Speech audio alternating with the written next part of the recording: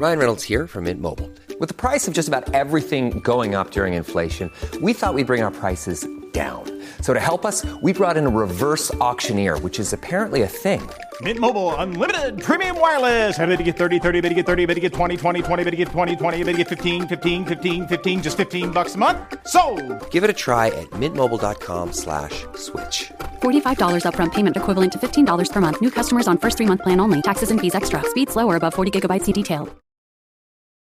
When you need mealtime inspiration, it's worth shopping Kroger for thousands of appetizing ingredients that inspire countless mouth-watering meals. And no matter what tasty choice you make, you'll enjoy our everyday low prices. Plus, extra ways to save, like digital coupons worth over $600 each week and up to $1 off per gallon at the pump with points. So you can get big flavors and big savings. Kroger, fresh for everyone. Fuel restrictions apply. What up, y'all? It's Joe Budden, here to talk about Prize Picks. Prize Picks is the best place to win real money while watching football. You can get up to 100 times your money. Prize Picks will give you $50 instantly when you play your first $5 lineup. You don't even need to win to receive the $50 bonus. It's guaranteed. Just download the Prize Picks app and use code SPOTIFY. That's code SPOTIFY on Prize Picks to get $50 instantly when you play a $5 lineup. Prize Picks. Run your game. Must be present in certain states. Visit prizepicks.com for restrictions and details. With Uber Reserve, you can book your Uber ride in advance, 90 days in advance. Perfect for all you forward thinkers and planning gurus. Reserve your Uber ride up to 90 days in advance. Uber Reserve. See Uber app for details. Hey, everybody, it's Dave here from Vikings First and SKOL. And it's Wednesday, 4 o'clock in the afternoon on a long hump day. Well, you know what that means. It means it's time to talk the NFC North. We do that on Who Will Be King. Let the battles begin.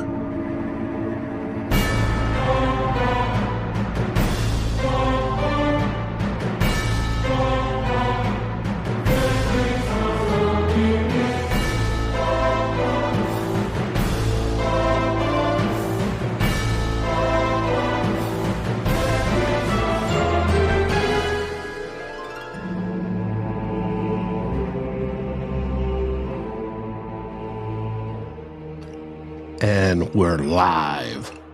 And we have joining us on the far left, the viewers left, Pay, the man from the city of big shoulders, Chicago. How you doing, Pay? I could be better. Could be. Not my favorite time of the year. Weather's getting cold. Team sucks. Still stuck with Eberflus, yes. Yeah, still stuck with Eberflus. You're right. And in the middle, on the left, we have the man of many talents from Detroit, June. How you doing? I'm doing great, man, considering, like you mentioned earlier, it was a long night last night, which makes for a long day today, but we're going to get through it. Yeah, we're going to talk some NFC North football. Yes. Speaking of which, we also have Foster from the city of Detroit. Foster, how are you doing? A little under the weather, but I'm gonna make it through though. Good. Just like your team. Not that they were under the weather. It was weather that made a huge difference in that game. And you guys could play in it. Tell us about how the weather affected you all as you went to Lambeau, and it was pouring rain most of the game, and the wind blew sideways. I feel like, it definitely affected Green Bay a lot more than it affected us. They had a lot of drops, bad snaps, et cetera, et cetera. It certainly probably affected our aerial attack, but we ran the ball real well, took care of the ball, had some key takeaways or a key takeaway in that game, and ultimately it favored us. especially with how susceptible our team is to the long pass and how well Jordan Love gets it out there.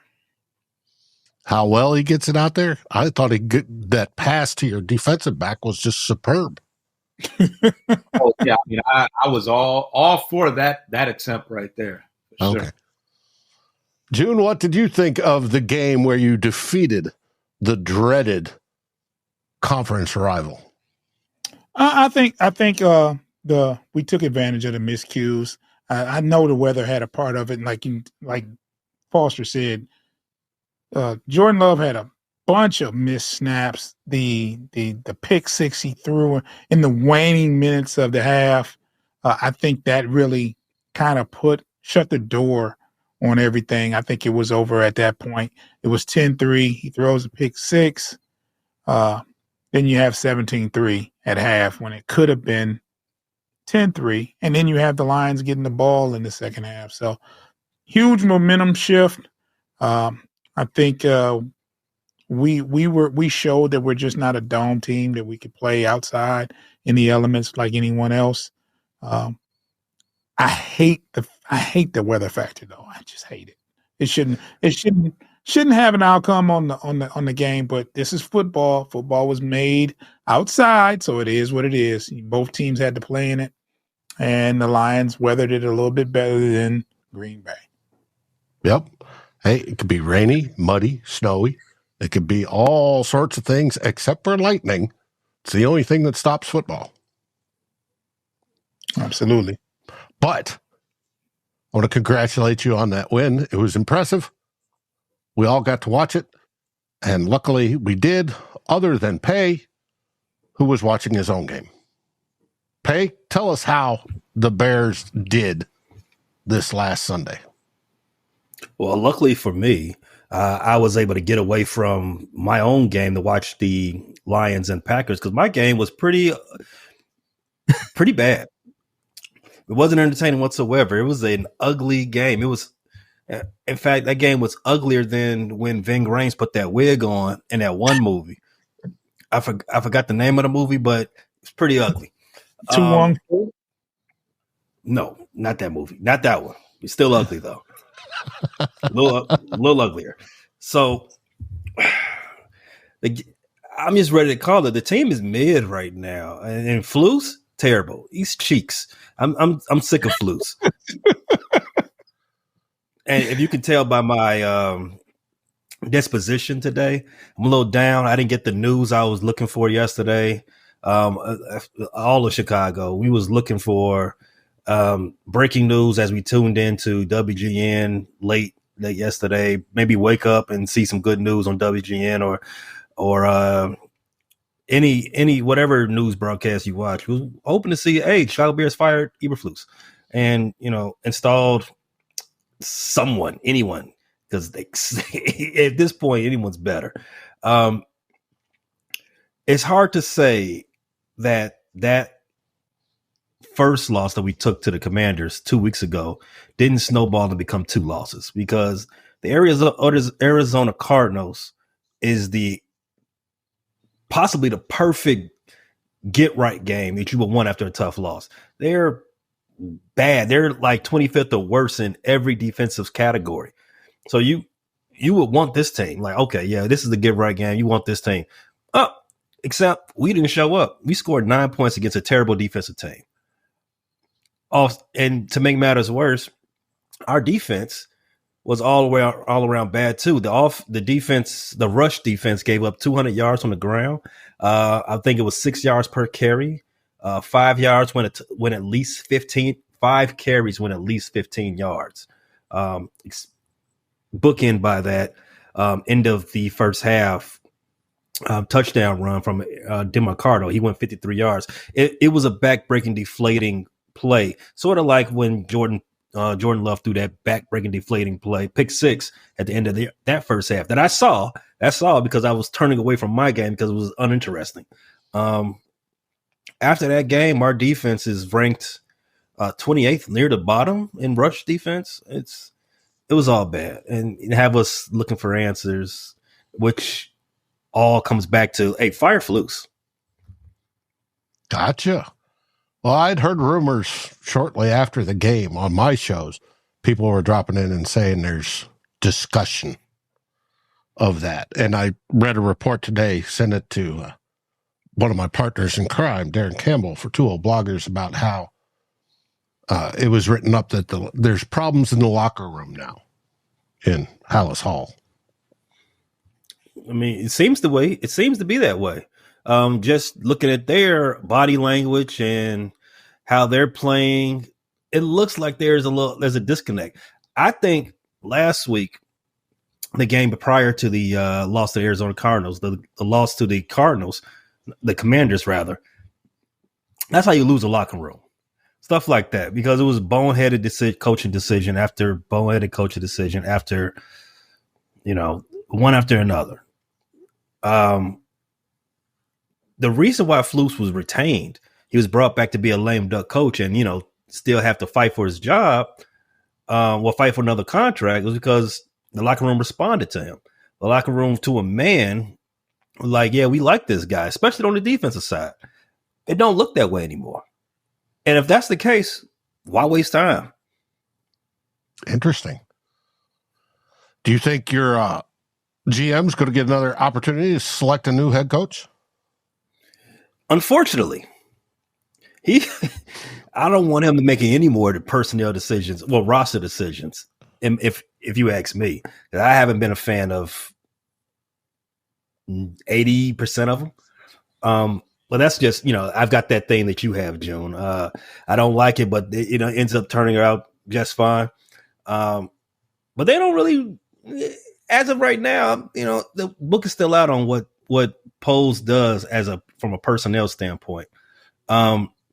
He probably buys himself some more time just because he did draft Caleb Williams at the top of the draft. You have a quarterback that you're attached to. You do get to ride that out, pause.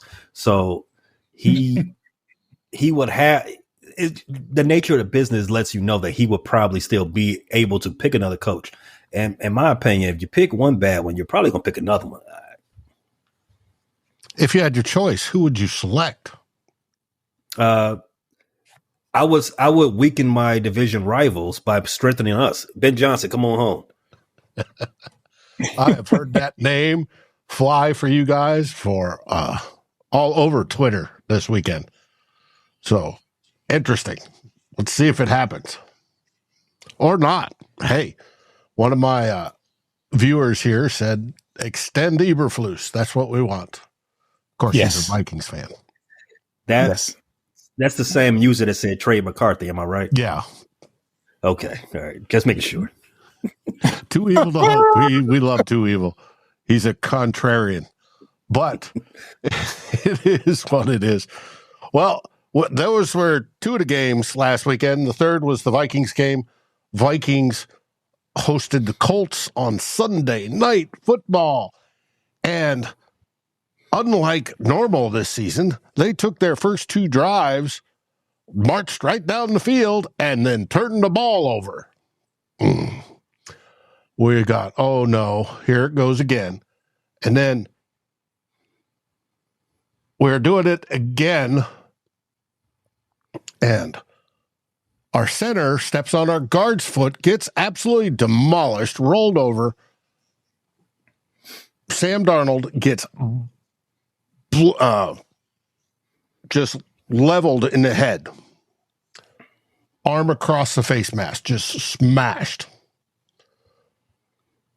Strip sack, ball picked up, run back for a touchdown. Strip, fumble, 6. Now, there was a flag thrown. And with that flag, we're going, yes.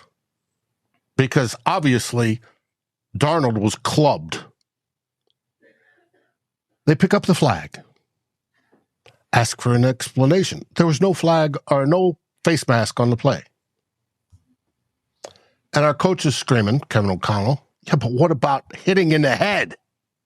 Isn't that a penalty? Sorry, we didn't see it. There's your NFL officiating again with their sunglasses and their white stick. Just frustrating. But the Vikings came out in the second half and dominated and eventually won 21-13. Our defense played fantastic, only held them to 6 points, never let them in the red zone. It was a dominating performance by Minnesota to get back on the horse and win. So there's Eric Laponte from New Mexico. He's a green chili eating fan of mine. Anyways, JJ went off for 137 yards, 7 reception, now leads the NFL in receiving yards after 8 games played, where other receivers, the next 2, have had 9. We are blessed, to say the least, with having him. We had TJ Hawkinson back, caught a few passes. However, the game plan seemed to be using TJ as a diversionary tactic and send the ball towards Oliver, our blocking tight end, who caught the first pass of the game and caught the last touchdown of the game to seal it. So it was good. Mark's saying, keep calm, Cashman will be back. Yes, we'll get into week 10 here shortly. But the game was a little bit costly. I don't know if you saw, but our field goal kicker, Mr. Will the Thrill Reichard, was gimping around during the game, and he had a pad on his right quad. Well, it turns out he has a quad injury, is all they're calling it, and they put him on short-term IR this week. So we signed something Romo, kicker we had in the offseason as our replacement, but we also lost our long snapper.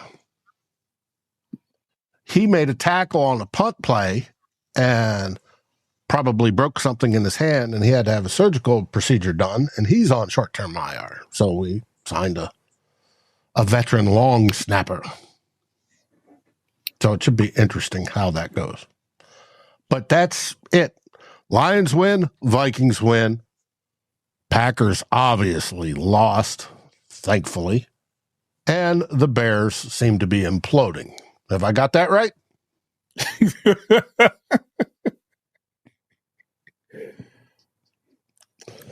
Any last bits on last week's games? The takeaway of the week, Packers can't play in weather. Good for them. In an outdoor stadium, yes. Gotta love it. Now, switching topics. Yesterday was a big day for the nation and for the NFL. We're not going to get into politics except for one referendum. Chicago had on their ballot to pay for the new stadium.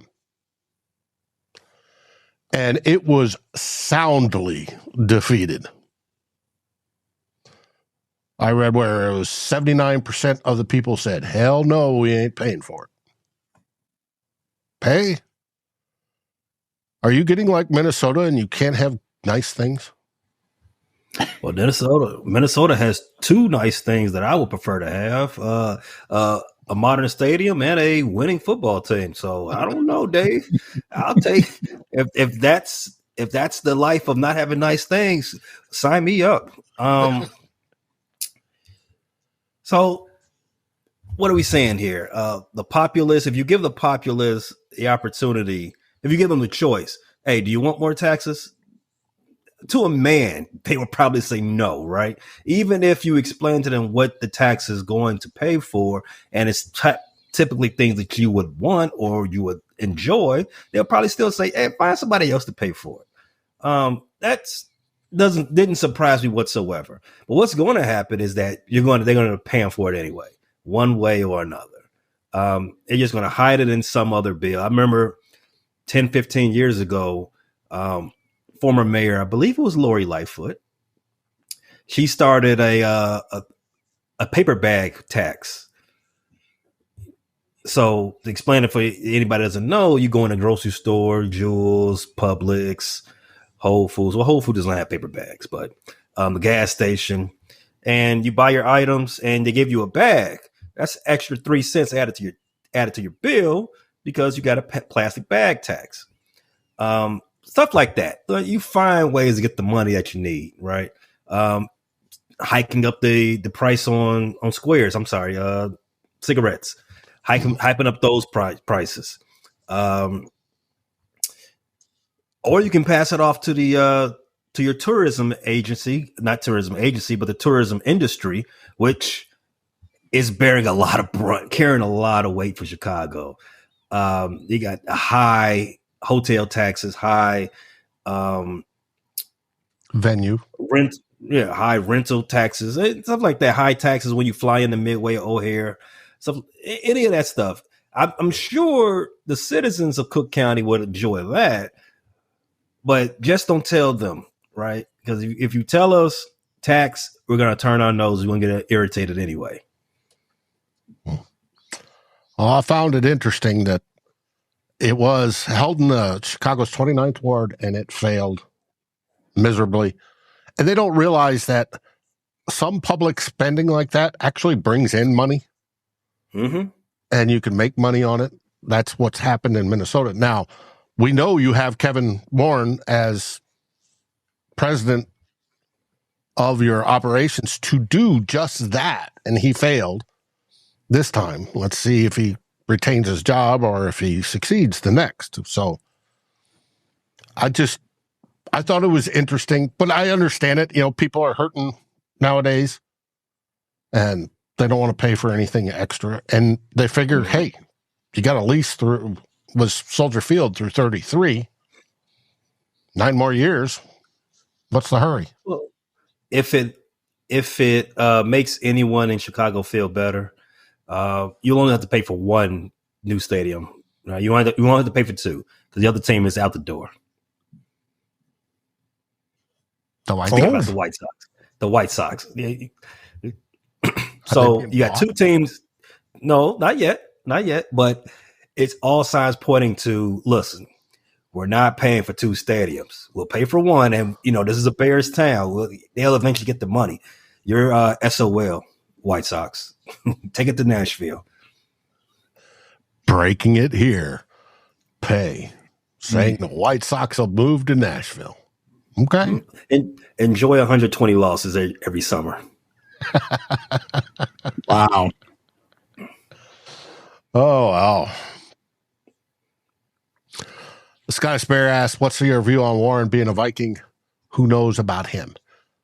Kevin Warren was put in charge of getting our stadium over the top back when the Wilfs bought the club, and he made it happen. And with a lot of fan support and everything else, it came down and they got the funding and made it happen. It's already paid off. It was a 30-year deal, and the Wilfs paid it off in 10. So it's making money, and it's obviously one of the best stadiums in the country. So it is what it is. I fully expected them to do it in Chicago, but Chicago has its own political machine and how it works. And I guess he hasn't quite figured out what needs greased and what doesn't to get it done. I could tell him. It starts with a P. Palms. Grease the palms. Wow. Anthony's talking about California grocery stores charge for bags, whether they're plastic or paper. A plastic tax is California driven, but the paper tax for a bag is done by the store and not mandatory by the state. I've seen stores that have done that. So, extra way to squeeze that extra penny out of you. All right, enough. I was going to say, or dissuade you from getting a plastic bag. Bring your own bag. Yeah. Now on to the next topic. But first, let's take a quick break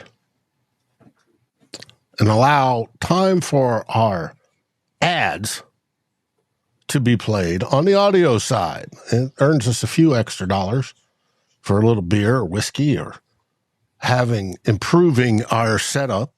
So we appreciate that you join in and stick through listening to our sponsors.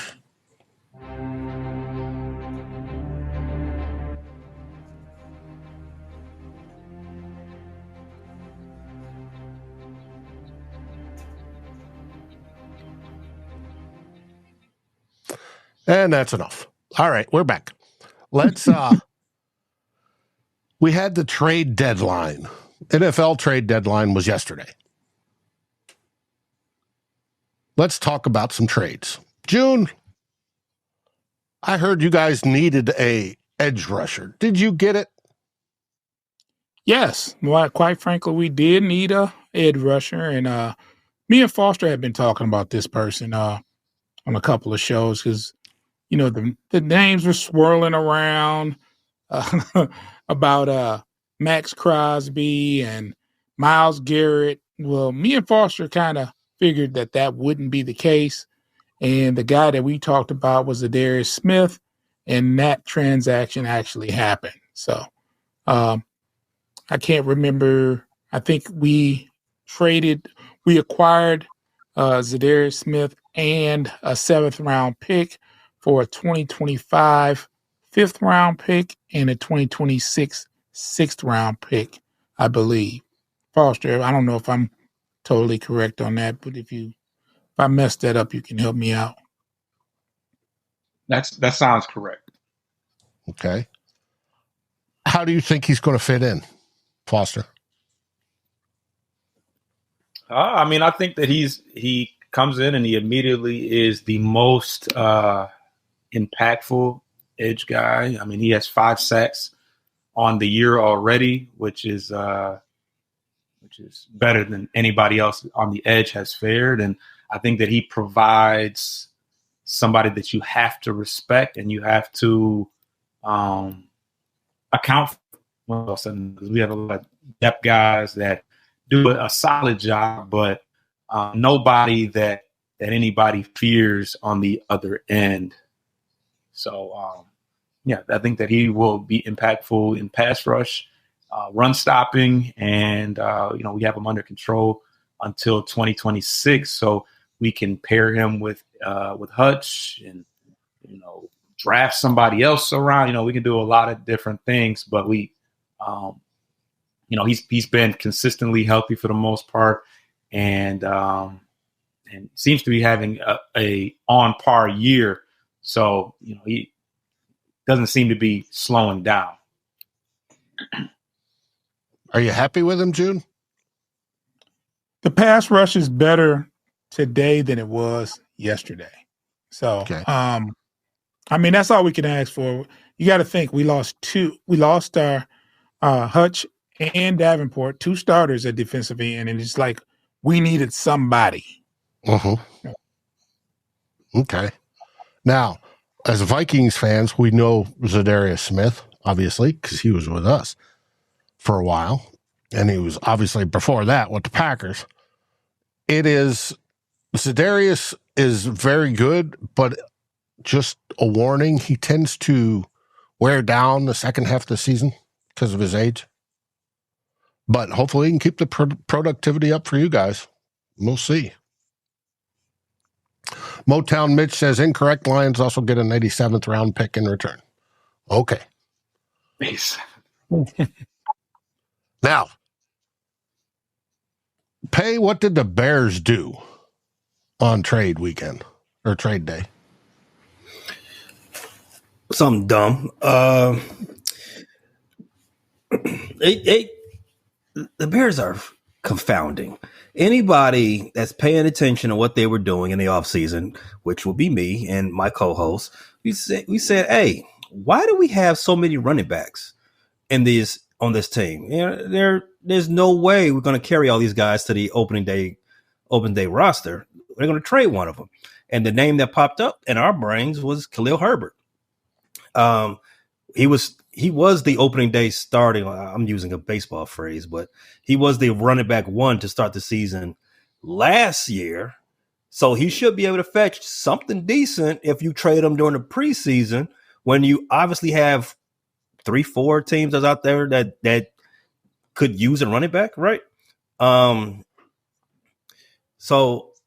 But Ryan Poles, as the aforementioned general manager guru or wizard for the Chicago Bears, he didn't do that. He decided to bring 5 running backs to week 1.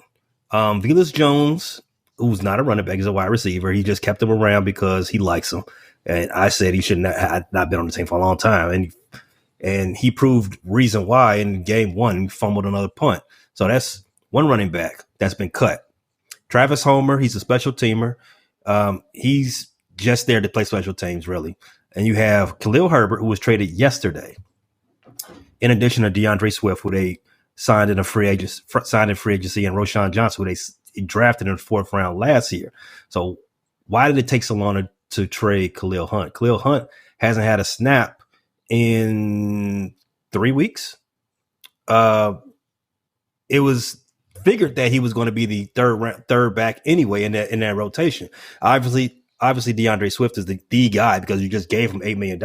You just drafted Roschon Johnson. So that's odd man out easily is Khalil Herbert. Get him out of Dodge. Get some assets for him.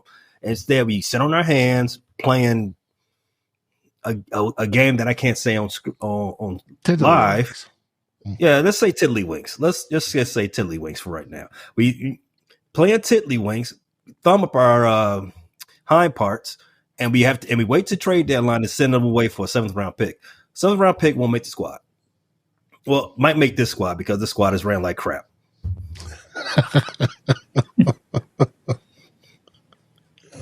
I just had to ask and rub it in a little bit. You're not the only one that gave away players. The Packers did as well. They traded away Preston Smith to the Steelers, linebacker. Now, he's a depth piece, and I have not listened to any of the Steelers podcasts on this network, Fans First Sports Network, the Steel Curtain Network, to see if they appreciated it. I've seen some tweets saying, it's okay, depth. But they like everything. Okay. They're like a kid. And the Vikings made all their trades beforehand with Cam Akers and then Cam Robinson at left tackle, who debuted last week for us and only had 2 pressures given up. No sacks, did well first time coming in, just practicing Thursday and walk through Friday. So we didn't find anybody else trade-worthy, even though all the fans wanted Sexy Dexy or Jeffrey Simmons. Those teams said no. So it is what it is. But we made it through all right. Are there any other trades league-wide that you guys want to hit on that took place? Well, I think the biggest trade, the shocker, was Marshawn Lattimore being sent to DC. Right, mm-hmm. I think that's the biggest one. DC's all in. That's what that trade sent to me. DC's all in, and New Orleans they're punting. Do they even have a draft pick? I remember for a while they had no draft picks. Are they allowed to draft now? I don't know. It may be they still may be suffering under the cap to get under. I don't know, but the Commanders, believe it or not, are 7-2. Oh, I believe it. Yeah, we helped. That is crazy to me. Obviously, working on Rookie of the Year for their quarterback. No slight to Caleb Williams, but he's going to get beat out this year. So it is what it is. It tells you what coaching does, how it contributes, and team building. It's not facilities. I would not necessarily just say coaching. I would definitely not facilities. FedEx is a poop. That's an old stadium that needed replaced 30 years ago. I would say having a new vision and then letting that new vision select the quarterback. If you have old infrastructure, bringing in a new guy, it doesn't end right. The Bears are an example. They do it all the time. Well, Jayden Daniels has been remarkable so far this season, at least in my eyes. And the fact that he's still healthy, because he's so scrawny, blows my mind. But he's played some outstanding football. And well on the way to Rookie of the Year. Now, not on our notes, MVP discussion. There seems to be one person running away with it. He's been 80% accuracy over the last 4 weeks? Feel your max with Brooks Running and the all-new Ghost Max 2. They're the shoes you deserve, designed to streamline your stride and help protect your body. Treat yourself to feel-good landings on an ultra-high stack of super comfy nitrogen-infused cushion that takes the edge off every step, every day. The Brooks Ghost Max 2. You know, technically, they're a form of self-care. Brooks, let's run there. Head to brooksrunning.com to learn more. The holiday season officially starts when you get that first card in the mail. Shutterfly makes it easy to add more meaning to the everyday with hundreds of holiday card designs that can be personalized in seconds with your favorite photos from this year. Select your greeting, customize the color, and even add little extras like personalized foil to make a holiday card that really shines. Enjoy 40% off with code SMILE40 at Shutterfly.com and send something meaningful this year. See site for more details. This episode is brought to you by Allstate. Some people just know they could save hundreds on car insurance by checking Allstate first. Like you know to check the date of the big game first before you accidentally buy tickets on your 20th wedding anniversary and have to spend the next 20 years of your marriage making up for it. Yeah, checking first is smart. So check Allstate first for a quote that could save you hundreds. You're in good hands with Allstate. Savings vary. Terms apply. Allstate Fire and Casualty Insurance Company and Affiliates. Northbrook, Illinois. So, you want to be a marketer. It's easy.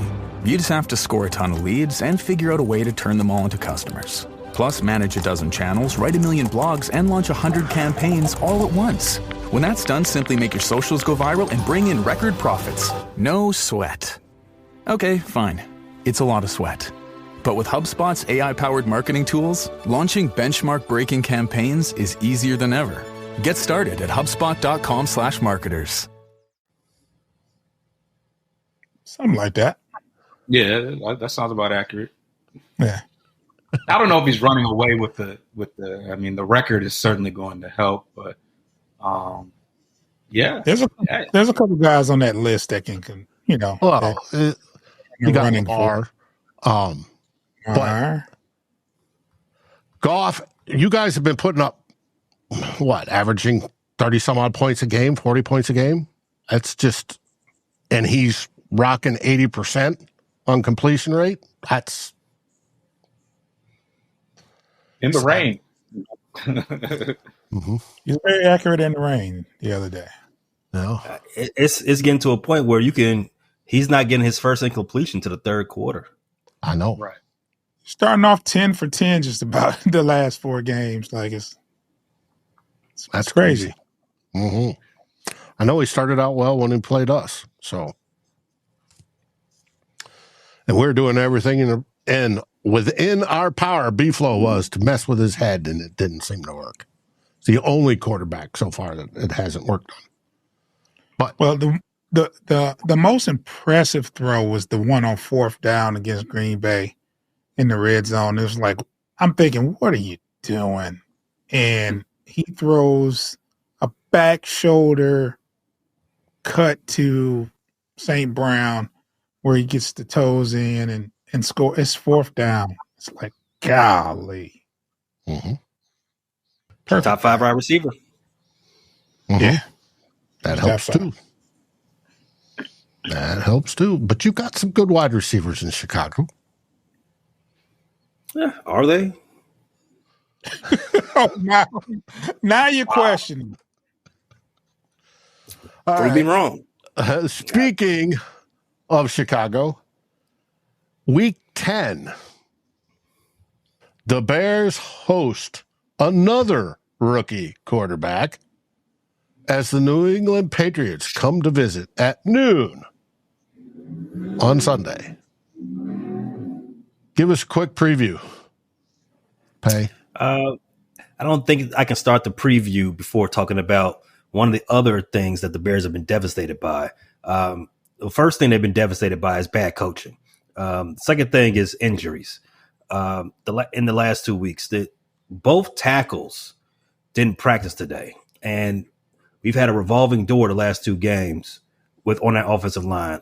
Tackles, guards, centers, everybody's been in and out of the game or taken out of the game all completely over injuries. So like I said, both tackles didn't practice today. Andrew Billings, our zero technique, he left the game early in the third quarter this past week. He's done for the season with a torn chest. And that's on top of our dynamic starting safety, Jaquan Brisker.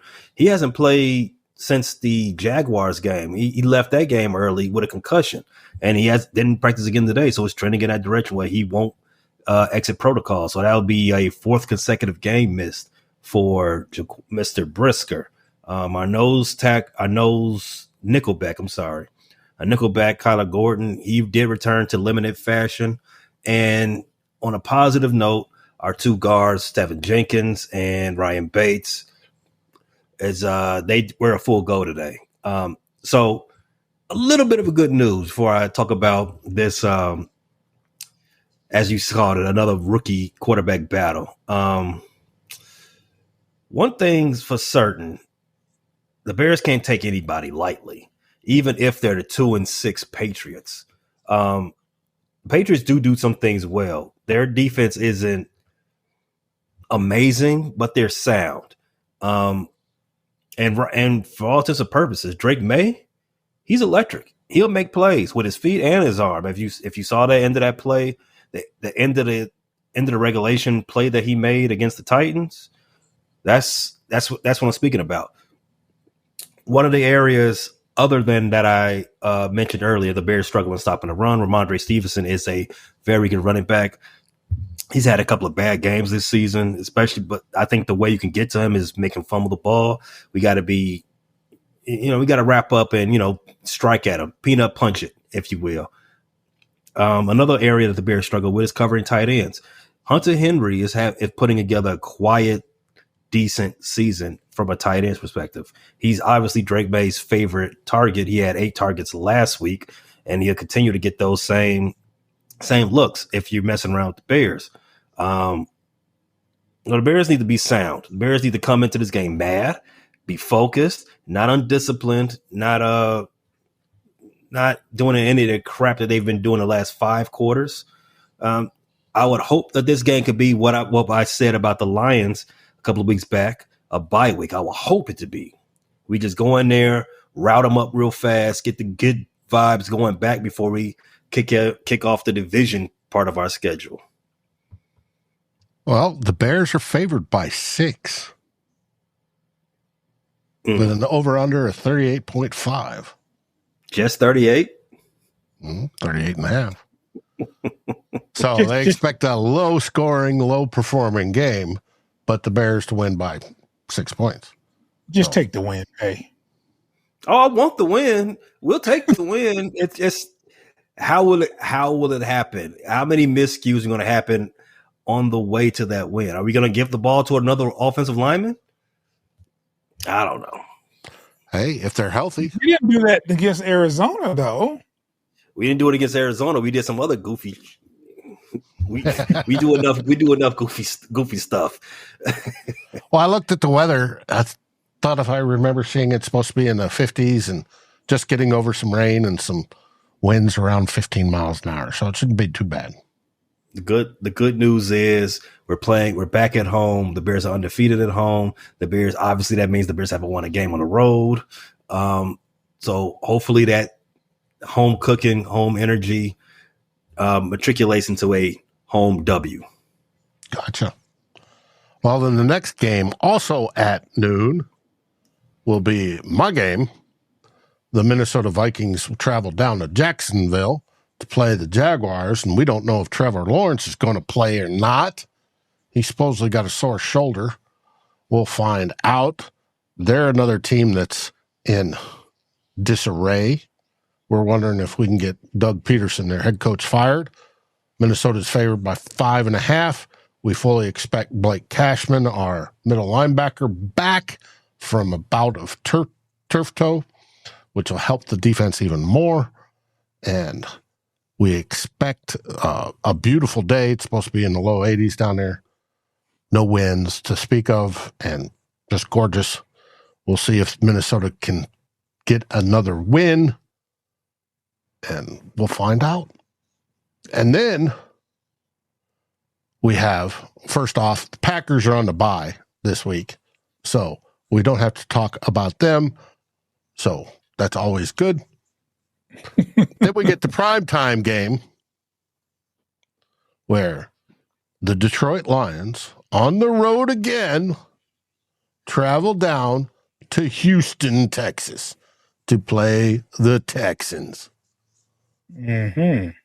Foster, what do you see happening in that game?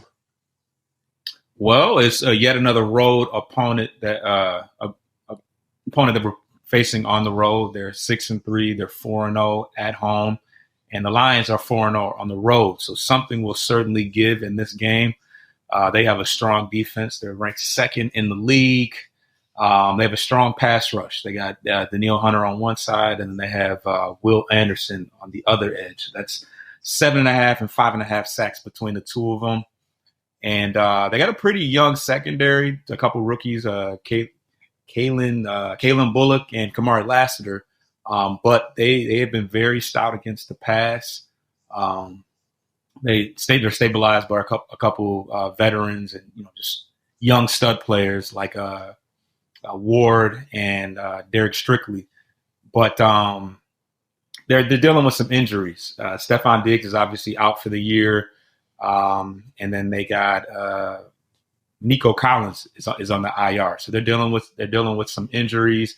And the word around town is that Stroud has made a little bit of a regression, but his numbers look okay. I mean, 11 touchdowns, 4 interceptions. But they are allowing they are fourth in the league in sacks allowed. So it appears they have some offensive line issues.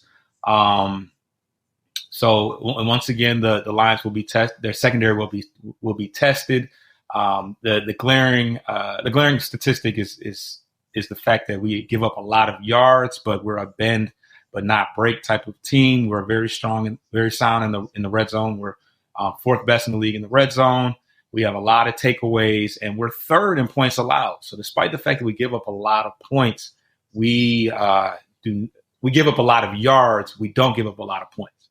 So yeah, I think that this is I think the only thing that can beat the Lions are themselves at this point. So as long as we do what we're supposed to do and protect the ball, I think that we'll be in a good way. Yeah. You agree, June? What are you looking forward to in your game? I'm looking forward to see how the pass protection holds up. We know that, Goff is better when he's not having to run or move around as much. That pass rush of theirs is pretty good. They're an aggressive pass rush. I expect some checkoffs, some misdirection a little bit, maybe a couple of screens, just kind of offset what they do defensively. Those two corners are very, very good. They're young, but they're good. I'm a big fan of Lassiter. It's going to be an interesting matchup, our offense versus their defense. That's going to be the key of the game. Well, you guys are only favored by 3.5, which is sort of shocking to me, especially considering you lead the league with 110 point differential, which means you're dominating. I think it's going to be a tough game, though. I do. Okay. Vikings are third, if I remember correctly, at 59. all the NFC North are positive. The one team you do not want to be is the Carolina Panthers, who are negative 146 in plot differential. I thought you were going to say the one team you don't want to be is the Packers. Yes, I agree. Well, nobody wants to be the Packers. No. So it is what it is. All right. Well, that brings us to the end of the show. Pay, where can they find your work? You can find me and all of my great co-hosts and our slapstick takes on Chicago sports and general Chicago happenings at the Frustrated Chicago Sports Fan channel. Get it named. Very aptly named because the frustration is very palpable around these parts. Same name. You can find the audio only anywhere you get your podcasts. That's Apple Podcasts, Spotify, Amazon Music, iHeartRadio, etc., etc. Gotcha. You also do other shows. What's your next show coming up? Well, today, after this show, we have another live broadcast on that same platform on YouTube. Stop by. We'll be talking about sports betting with a heavy focus on football. Basketball season just started up, so we jump into some of that too. We dibble and dabble. 2 weeks ago, we hit our pick six, which is a six leg parlay. We hit it. It had 12-1 odds. So if you played it, congrats. You're welcome.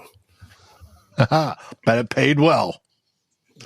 June, where can they find Bleachers to Speakers?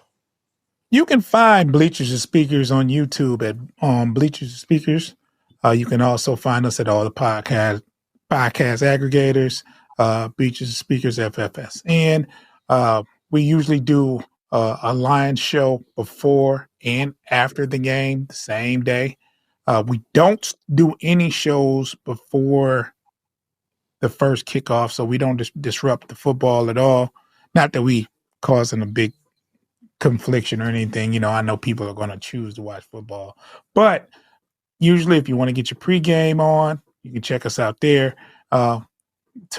Sunday, it'll be a late game, and it just depends on how Foster feels after the game, if we're going to go live after the game. Might be. Come on. You got to stay up. I did last week. Yeah, more than likely, yes. So we'll be on after the game. If not, it'll be the next following morning. But definitely we are going to, and we might have a show tonight. Pistons play tonight.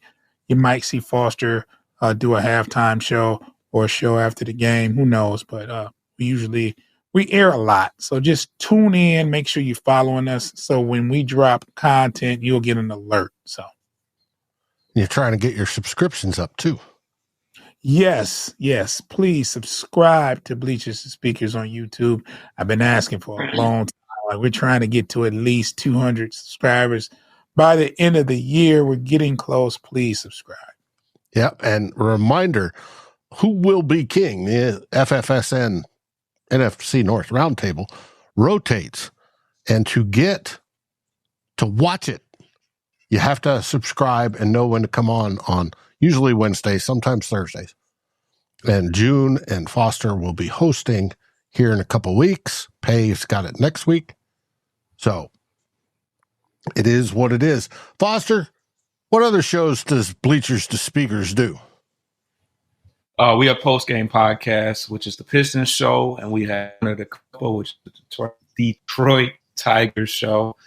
So you can find all our content at that location as well. Okay. And of course, everybody here already knows about Vikings First and SKOL. We'd love to have you both subscribing on YouTube, but especially over on the podcast side where we're drop some podcast only stuff during the week and to get you listening, especially when you don't have time to watch our beautiful faces. So it is what it is. And plus we have a written side over at Fans First Sports Network. Just click NFL Vikings or go Fans First or VikingsFirstandSKOL.com and you'll direct you there. Pay, What do we say? Bear down. Go Bears, go. Feeling it, buddy. Feeling it. June.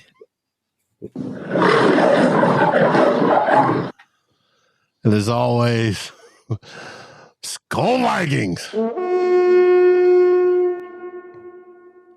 All right.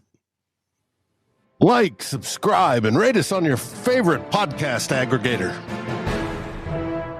Thank you for listening to this NFC North group effort on the Fans First Sports Network.